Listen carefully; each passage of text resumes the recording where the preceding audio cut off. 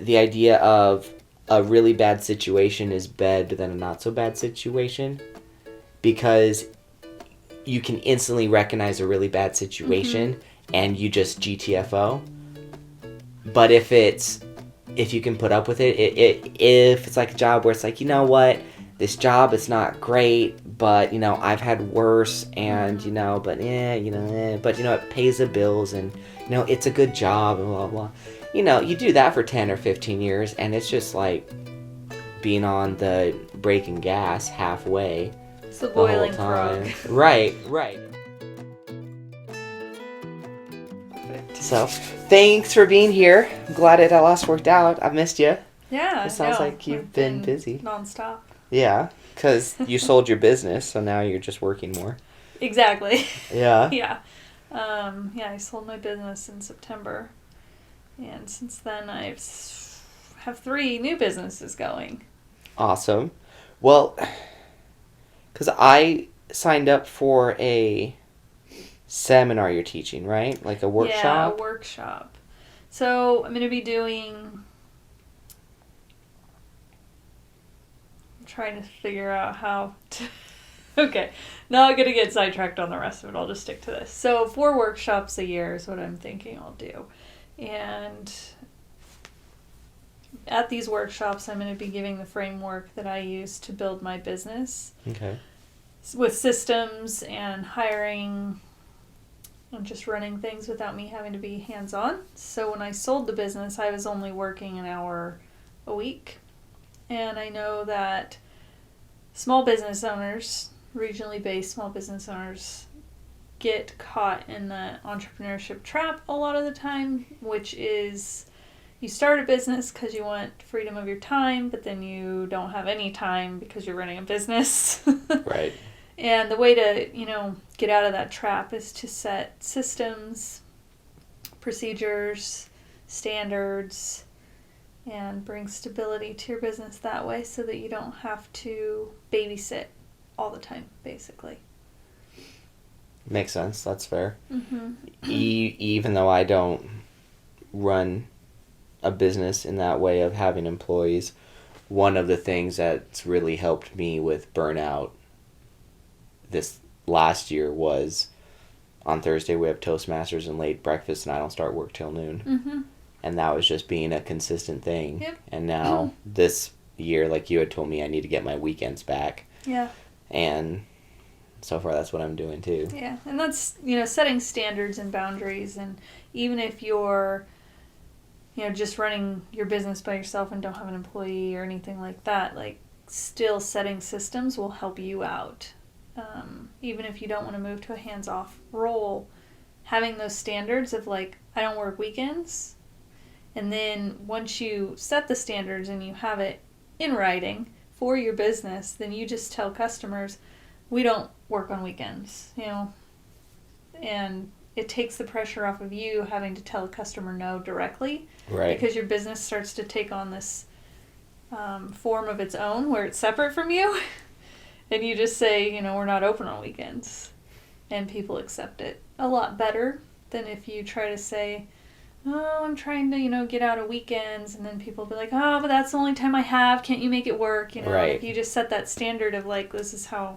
One layer of separation, one Yeah. layer of disassociation. Yeah. So that's what I'll be teaching in the workshops. Very cool.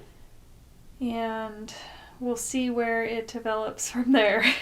So the first one, is that in March? March 7th. Okay, good. There's one seat left, so I'm either going to try to find a larger venue and open up more seats, or I'm just going to cap this one, say it's sold out. Well, if it's the first one and yeah. it's sold out and folks, and there are a few who want to come in, then like, okay, well, we'll just make sure we get the next one then. Right, exactly. And you can go from there. Yeah. That sounds good. Well, that was one of with the disassociation, that was one of the things I did with the contest speech I did today, was the double disassociation a long time ago in a land far away. Mm-hmm. And then it makes it less personal of a person just listening to me Yeah. tell a story. Like, oh, it's story time, and then they can just relax. Where it's like, oh, this is a story. Yeah. It creates that. And when it comes to the business of where it's like, I'm separate from my business, and to get to that point, to own a business instead of the business owning you. Yeah. Yeah. You want to set your business up to be almost its own person, like its own entity, its own creature, so that way you're not attached to it all the time. And the way it changes your perspective, but it also changes how you talk to customers, and it shows through there. It just makes your life simpler for sure. Yeah. If you're, a business owner who struggles like most do with, setting boundaries and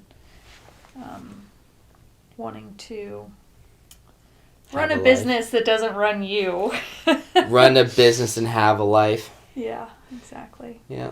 Well, we had talked before about how I really wasn't interested for a long time in having employees, but now, because of my association with you and hearing you talk, it's made it a little more palatable, the idea. And what's been really fun with this off season is doing the work. Last week I didn't do really any work at all, but 2 hours a day in my office, and where I have the potential to make as much or more a week than I did working 12 hours a day cleaning windows. Yeah. And that's really exciting to me. And one of the biggest hang-ups, and it's still there, is accepting and believing that I'm providing value to my clients, where that they're grateful for me reaching out and saying, hey, I can do more for you now. They so are, though. Right. And, even Dylan was telling me a story. One of his customers turns out one of my customers with Country Road Gardens, and he had mentioned how I'm starting a new business, and they're like, oh, well, is she not running Country Road Gardens anymore? Is Country Road Gardens still in existence? And he's like, yes, it is. Don't worry about that. And she goes, oh, good. And they went on and on about how much they loved us and how we made their life so much easier by taking care of yard work for them. And, I'm like, I'm really glad to hear that. You know what I mean? Because I didn't realize a lot of that when I was still in the business, and how much people appreciate it. And they do. They need you. They need somebody to clean their windows. It may as well be you. Right. And that's just one of the things with the different perceptions I have and that are adjusting and changing is, for me, the obstacle to doing most things was money. For people who have money, the obstacle to doing things is health and help. We don't have the same obstacles. And it's a stupid thing we people do sometimes, is where we try to think what another person is thinking with our brains. Right. And it's been like the times I've kicked myself because I'll up my prices and I'll give a bit. I'm like, but it is what it is. And they go, oh, that's it? I'm like, made me feel cheap. Right. And don't like that feeling, but it's just these people need it done and they want it done, and they always need things done. Like, one client of mine, they needed an entire bathroom redone at the parents' house next door because the dad had fallen some months before, and he was getting around on a wheelchair, and he had at last agreed to move downstairs in the house where there were no stairs. He at last agreed to that, and they needed a bathroom done ASAP. And those places wouldn't do all that they needed doing, because this was walls being moved, everything torn out. I mean, ground up, redone, VA and ADA compliant. And they just needed it done. And when I sent my associates by, I think they may have hugged him. Yeah. Where it's like, oh, Micah sent you? Welcome in. Mm-hmm. And I just done these people's house last year. Yeah. But still I had established enough of a relationship with them where they're like, well, if Micah sent you, come on in, let's go. And they sold the contract right then and there. Yeah. And the obstacle to them wasn't financial. The obstacle was finding someone who could in the first place, and then someone who would, and someone they didn't hate. Yeah. Well, there's so many people out there that are wanting something done that just haven't started looking yet, or they aren't sure where to start. They have too much information coming in. They have too many things coming at them, so they just don't have time to stop and research. So when someone like you approaches them, or you have a referral, or somebody warm market like that, they're more than happy. And then you're like a lifesaver, because they're like, I've been thinking about this for months. And where do we start? Yeah, and thanks for coming to me about it, because I haven't had time to call or look around or research. Yeah, and it's one of those things where it's a big enough lodestone to feel it, but it's not big enough to be a problem. And I keep meaning to look it up because it's some fancy name for a paradox. I don't know if we've talked about it before, live or not, but the idea of a really bad situation is better than a not so bad situation, because you can instantly recognize a really bad situation and you just GTFO. But if you can put up with it, if it's like a job where it's like, you know what, this job is not great, but I've had worse, and but it pays the bills, and it's a good job, and blah blah. You do that for 10 or 15 years, and it's just like being on the breaking gas halfway. It's the boiling frog. Right. It's that whole thing. So a really bad situation is actually preferable to a not so bad situation, because you'll put up with a not so bad situation, which over the long term becomes worse than the short term exposure to a really bad situation that you would have just gone, nope.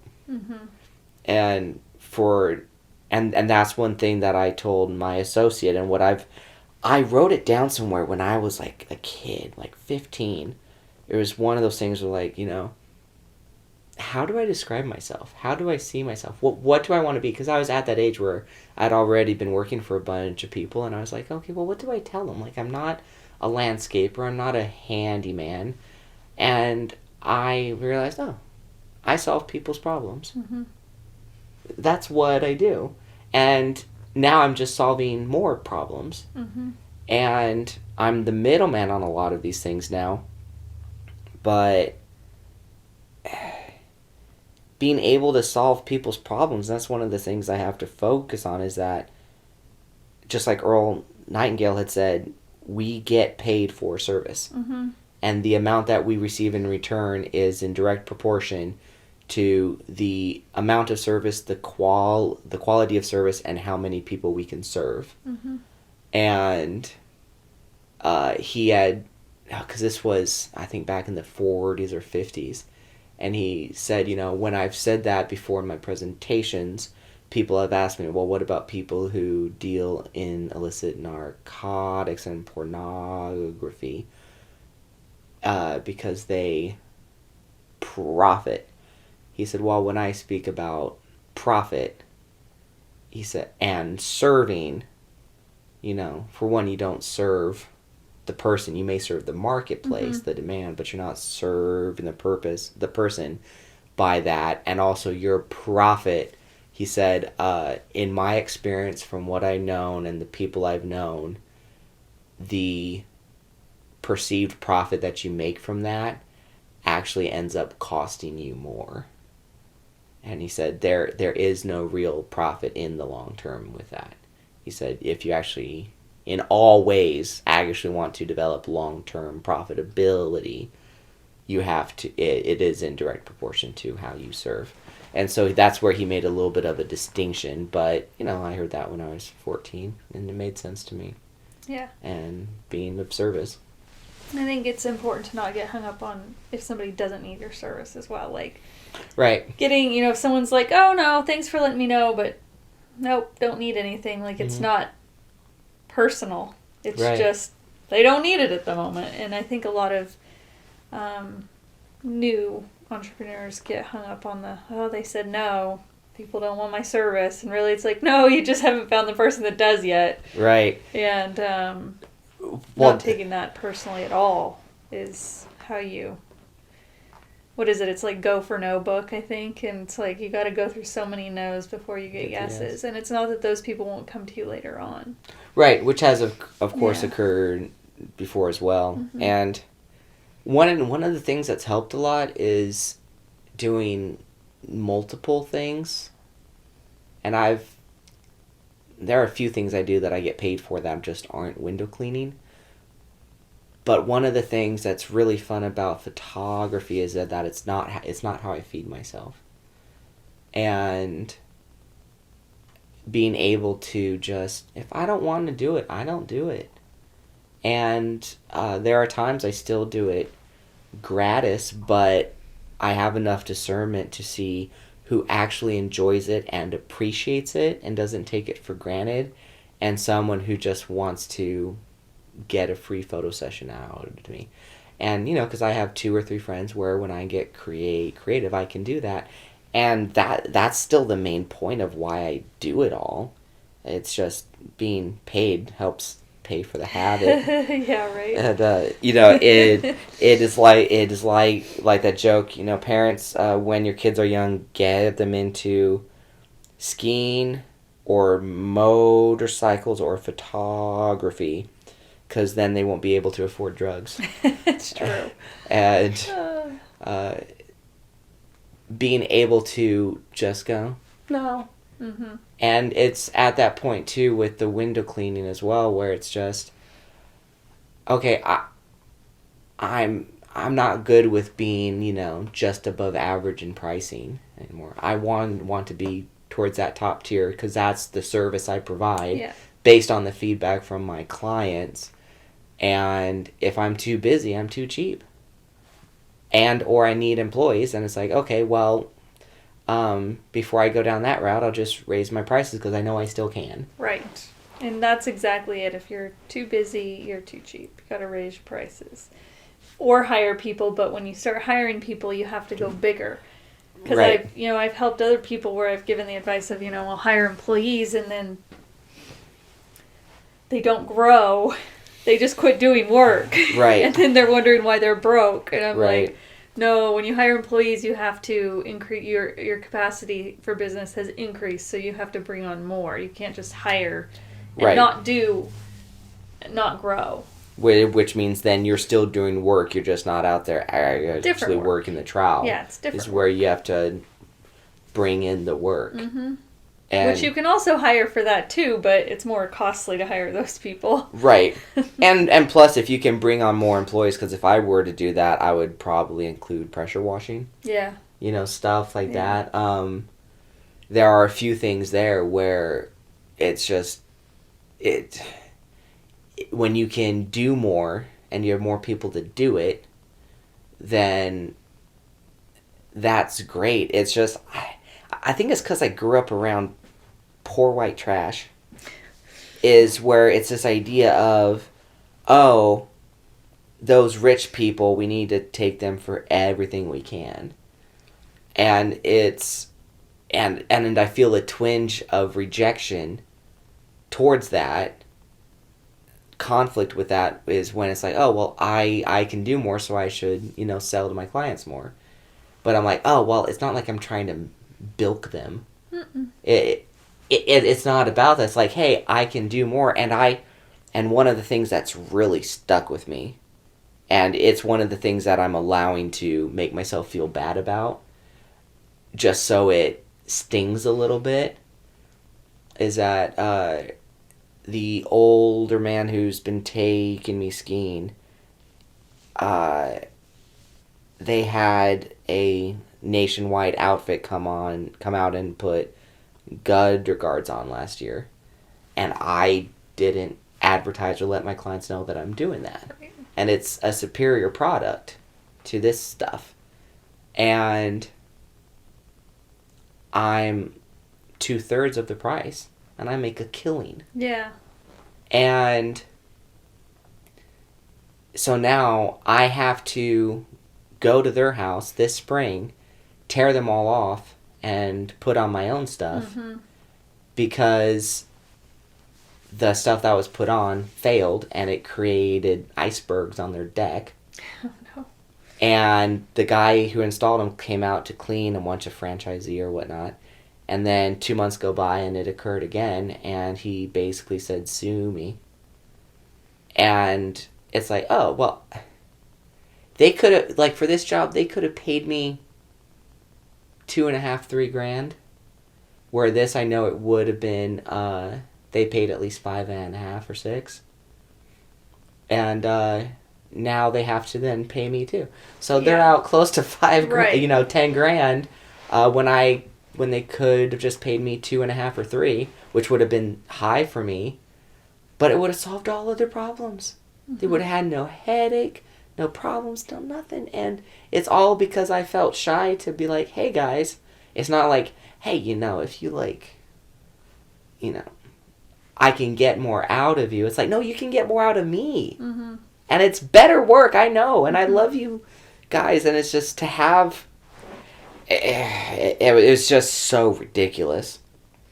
So I'm always saying, to people who are wanting to start a business or starting businesses is you have to learn sales first. And it is sales and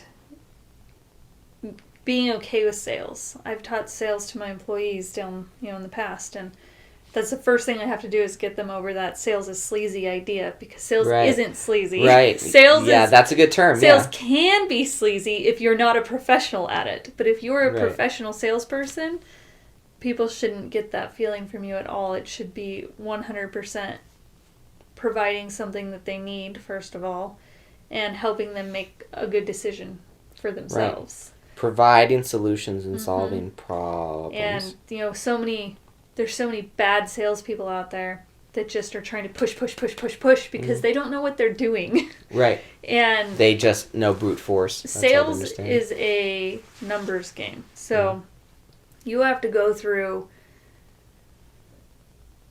for my landscape company, it was like a 75% closing ratio for me. So it was actually pretty easy. But now that I've moved into online sales and selling classes and workshops, the closing ratio on that is really small compared to what I'm used to. Right. And it's something that I just have to go through more and more people, and just those no's, I just let them go like they didn't even happen and just keep going until I find the yeses.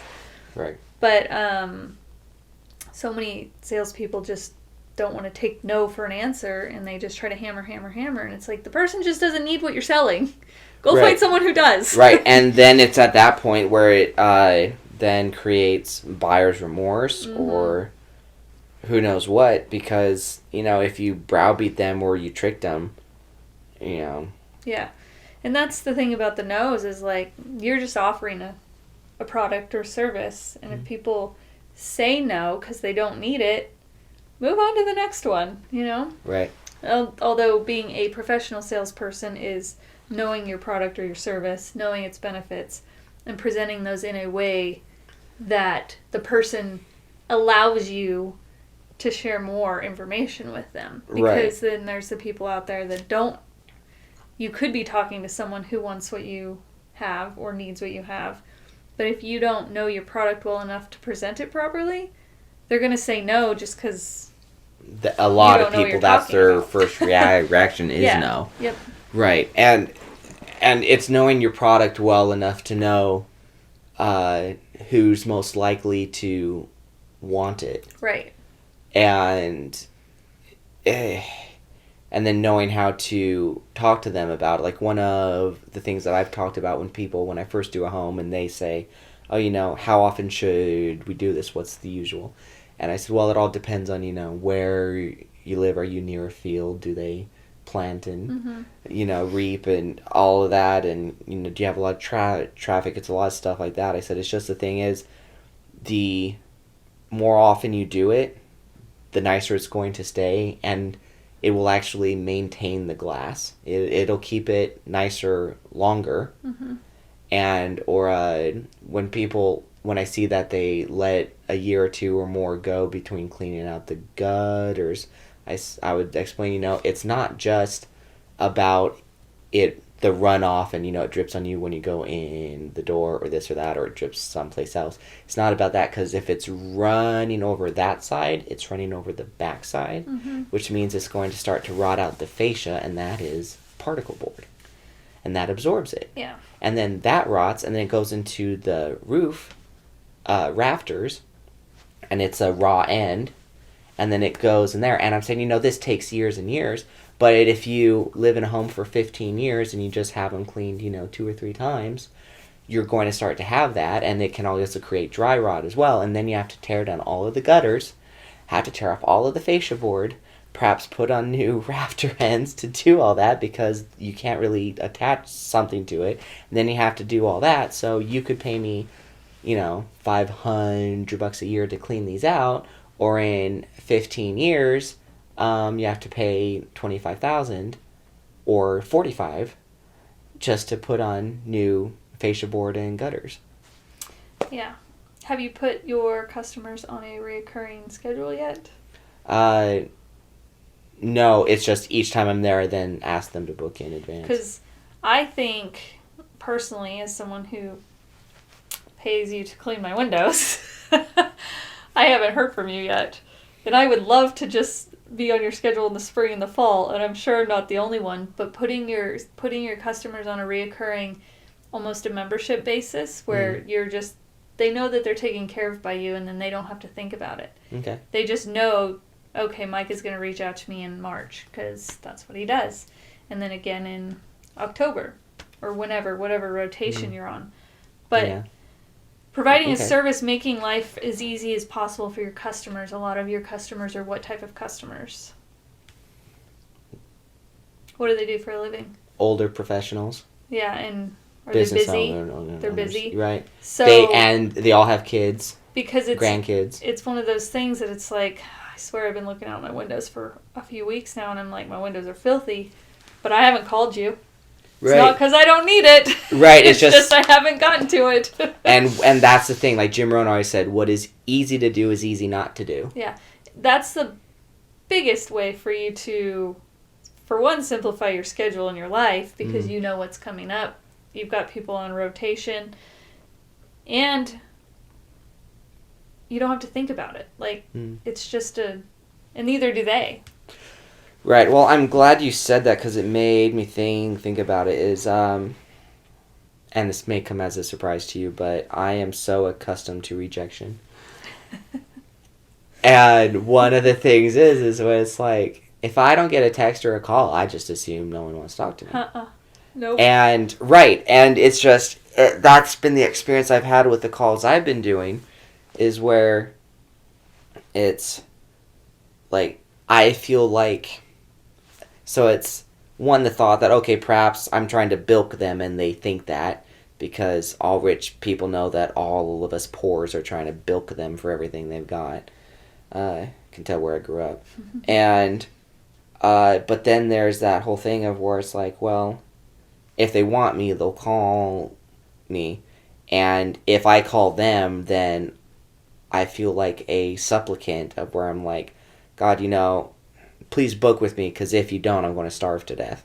And it's like, none of those things are true. No. It's just those are like the emotional responses, where if I don't have an experience like this, where it's like a direct thing, it's like, well, yeah, why don't I do that? And then I'm aware of that little like, and it's like, because if it's just thing that it'll cross my mind, then there's always some excuse of like, well, not right now, I'm busy, or this or that, or, well, when they want me, they will. It's, you know, it's fine. But no one's cussed at me yet or hung up on me, and these are all warm leads. So you have a great relationship with your customers already, but by putting them on a regular rotation, you'll have a better relationship. Well, that's true, because I'm taking better care of them. They feel taken care of. Right. And rich people like to be taken care of. Right. Instead of where they have to do with the legwork and beg me to come to them. By not putting them on a rotation, you risk somebody coming to the door when they need them and saying, we're running a special for window cleaning. Sure, sounds good. My windows are filthy and I haven't had a chance to call Micah, so yep, Go ahead. Right. As where if somebody comes to the door and they know that they're on your schedule for 2 or 3 weeks from now, their windows might be dirty, but they'll be like, oh no, our guy's coming in 3 weeks. And we know what he does, and they're like, well, we have a special, like, yeah, that's cool and all, but, we know him, and we know he'll do a good job. And it takes discomfort off of you, because you don't ever have to call again and say, would you like me to get you on the schedule? You just call to say, hey, you're on my schedule next week. Just wanting to remind you, I'll be there at XYZ time. They'll say, great, can't wait to see you. And that's that. So it makes your life simpler. It makes their life simpler. It's a win-win for everybody. It makes your business better. Right. Then I'm actually doing more of running a business. Because they're on a system, you have reoccurring revenue. At that point, you have an annual reoccurring revenue business. Mm-hmm. Right now, it's the same business, but you can't say you have annual reoccurring revenue necessarily because it's not a system. Right. As where if you say, this is how I do it, I service my customers twice a year, they're on a rotation, now all of a sudden you're a subscription business. Or leaning toward. Right. Depending on how you structure the payment of it. But that makes sense. You want to move from hourly rates, job rates, to if you can get on a subscription type rate, where maybe even they pay you every February for the year. And it's just a subscription, it automatically comes out. It's set up on, you're a subscriber to my window cleaning business. Your payment comes out February, I'll be there in March, and I'll be there in October. And then it's an automatic payment. And you don't even have to think about that. And they don't either. And they don't either. This comes up. Yep. Again, this is the kind of stuff that I, help people with in the workshops I teach is making the business as systematic as possible, because it makes life easier for the customer, the owner, the employees. It makes revenue more structured and predictable. So, yeah. Anyways, that's. Well, what software do you use for or what did you use? I used Jobber. Okay. Which is not specific to landscaping. Right, because I did download that one time, but I didn't get into it. It's specific to services, and I loved it. And my employees loved it. All my employees had access to their schedules. Everybody gets the app on their phone. I mean, it just... Yeah. The customers get reminders. They get emails. They can make notes. They'll get an email. You can set it up. Ours is 24 hours ahead. If they get an email, they can respond and say, make sure you get this time. And they can leave notes for the crews. Software is amazing. Yeah. Game changer. Yeah. Even if it's just a sole proprietorship business, because it's the communication with your customers. Right, because I do need a better system. And I had it for a little bit last year, and I was playing around with it, but I realized I had to upgrade my subscription to actually get what I wanted out of it. And then I just never did. And there's tons of options. I'm sure every industry has their own industry-specific ones. And then, Jobber was more just service industry, not specific to any type. Right. There's expensive, there's cheaper. They all have different features. It did seem very streamlined, though. But it And helps. For me to not have to sit down or pay someone to sit down and, each week, hey, next week we have you on for the spring from when we booked you in the fall. Because a lot of clients do have me do that, and I make a note on their account, and then I see it come up a week before, and then I have to text them or call them. With Jobber, you just put them in there. You put their dates in there. And it's all automated. And as much as you can automate your business, the simpler Yeah. Everything is, the better service you provide. Right.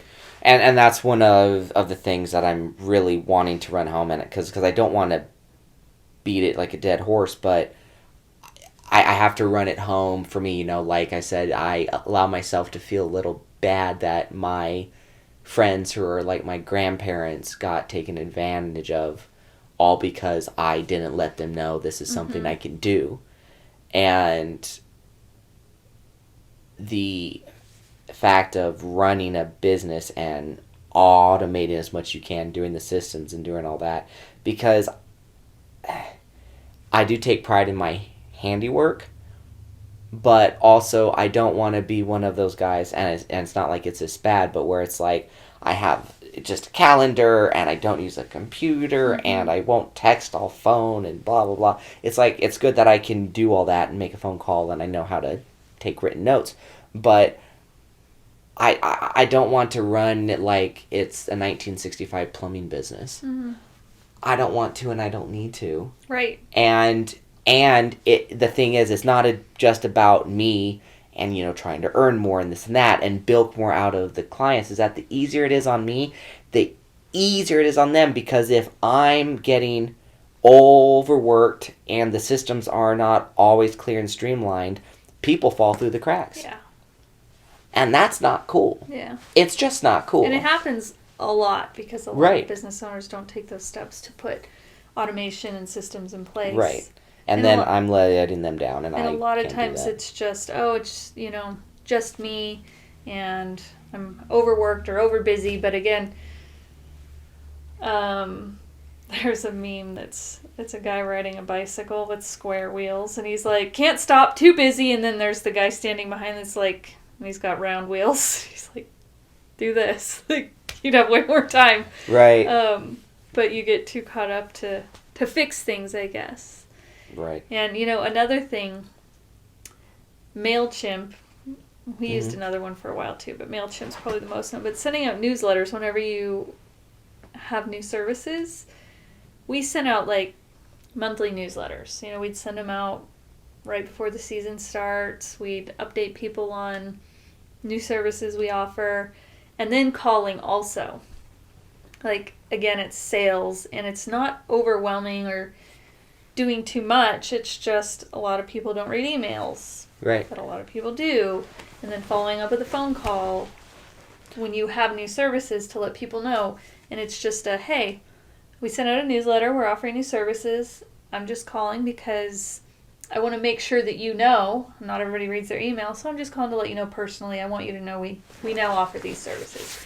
And that's it. And then sometimes they'll just be like, oh yeah, put me on your schedule for that because sounds good. And if not, then say, great, have a great day. See you soon. I'll be at your house March 17th. Right. And it's not too intrusive, because the thing is, these days, if people don't want to pick up a phone or don't recognize the number, or they don't have time right then, you leave a voicemail. Yeah, exactly. And they check in when they can. Because most people check voicemails. Yeah. So they don't delete them, but they check them. It's just funny because when you're on the other end of calling people or emailing them, you're like, I feel like I'm going to bother them or whatever. Half the time they don't even see the email, or they don't even know you called. Like, people just don't pay that much attention. So it takes, like, I think they say 7 contacts before somebody actually says they need your service. Right. And it's not that they didn't need it the first time, it's that they probably didn't listen to you. Right. Yeah. It's like 4 to 7 contacts. Yeah. Yeah. Well, I think that was a good rundown. I appreciate you sharing as much as you did. Yeah. I'm glad we got to go through those things. As you can tell, there were some of the things on my mind. Yeah. Especially with the C's and gearing up, because I really have big plans for this season, and I'm so excited about it. So thank you so much, and I hope we see you in a month or 2. Yeah, I will. I'll see you at the workshop. Great. All right. Bye. Thanks.